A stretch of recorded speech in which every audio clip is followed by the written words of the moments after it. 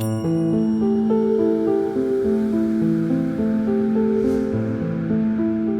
was your reading with Lizzie today, Stevie?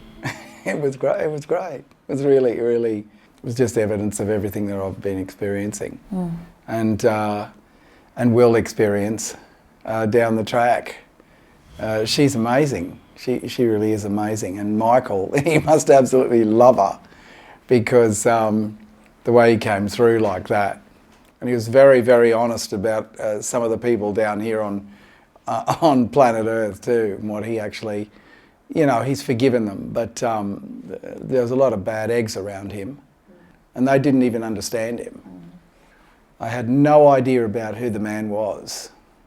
No one did, really. Lizzie's reaffirmed all of that for you today as well. Yeah, she did. Just to clarify for people who are watching as well, you don't have a pre-existing relationship with Lizzie. She doesn't know the personal details of your life. No, not at all. Not at all.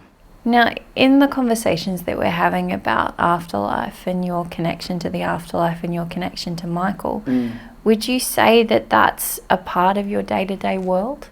Yes. Oh, yes. I think probably half my life is spent in the afterlife. In fact, I'll go even further to say this. It's probably something really very important, that Michael actually would prefer to be back on Earth, and it's like the two Italian folding hands. I think to some extent he's more connected to the Earth than me, and I'm more connected to the afterlife.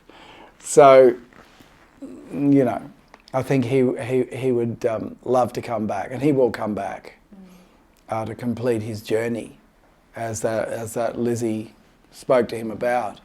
And I'm a little bit more prone to be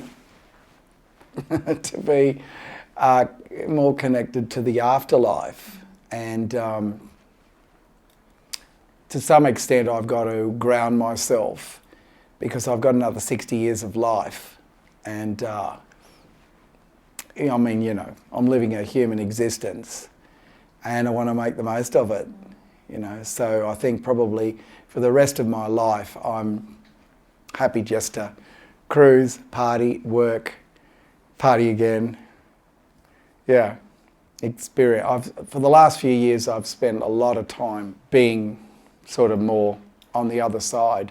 When you are creating, whether you're writing or creating music, is that affected by your connection to Michael and to the afterlife? Does that drive the creativity, do you think? Yes, yeah. I've got that when I've got the time to let it through. When I'm just cruising, it just flows through. But the law office sort of curtails that a little, you know. In closing, what do you think the biggest takeaway is going to be from today, from your reading? Oh, it's just a reaffirming everything I've felt for the last 20 years of my life. It's just been one seamless exchange when I'm listening. For me, just reaffirming everything that I'm feeling, and a little bit of guidance in letting go of some of the anger around that I retain for the people who let him down, who